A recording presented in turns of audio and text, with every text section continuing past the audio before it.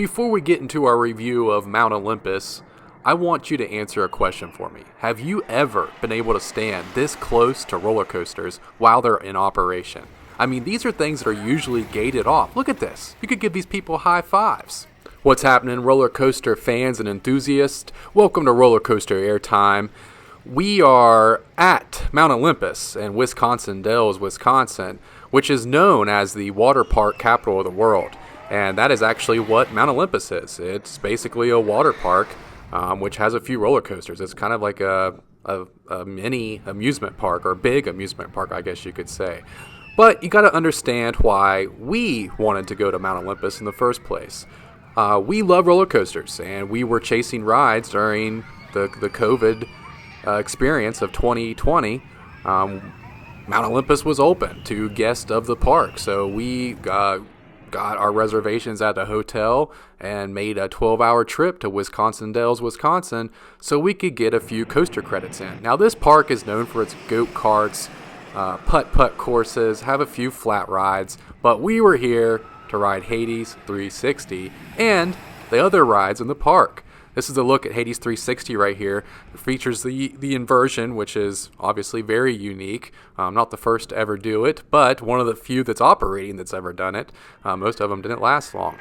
Zeus, another roller coaster here. One of my favorites at the park. Unpopular opinion, it's better than Hades 360. Now, if you're looking at these and you're like, wait a second, like, why are these moving so fast? Why is there so many coaster tracks? And what coaster's which? Exactly.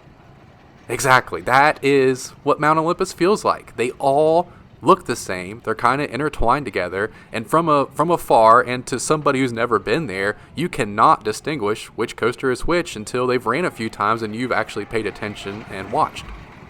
So you have to be asking yourself, was Mount Olympus worth the 12.5-hour drive across the nation to get these rides in? And the answer was, yeah, if you really love roller coasters like we do, I think it was definitely worth it. I would definitely do it again. Now, let me tell you my true personal opinion on Mount Olympus. It is janky in a way. Like, it's different.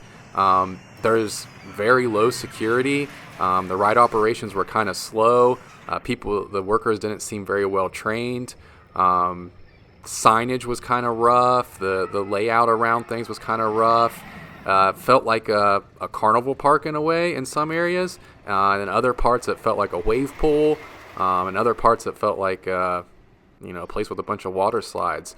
It felt generic in a way.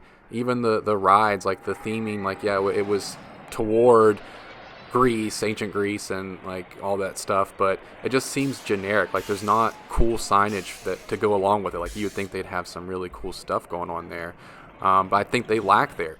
That being said, this place has a ton of potential because Cyclops is good, Zeus is good, Hades 360 is obviously top 25 for a lot of people.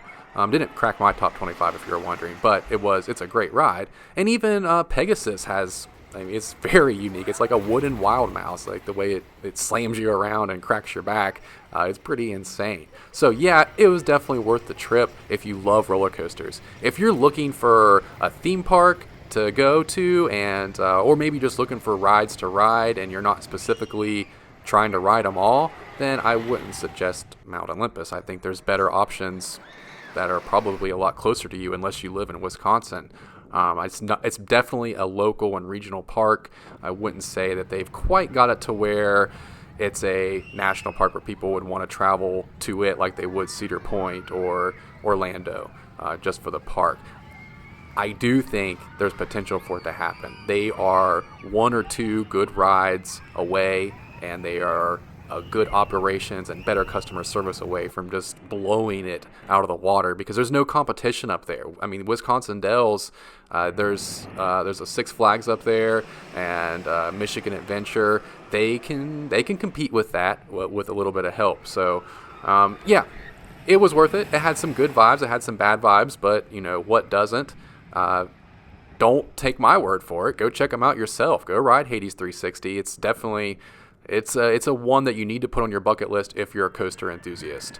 I appreciate hanging out with you all today. I'm glad you were here. If you enjoyed this video, please hit the thumbs up. I'd love to hear your comments on Hades 360. More specifically, I want to know if you have a differing opinion than I do, and I also want to know if there's anybody out there that agrees that Zeus is better than Hades 360.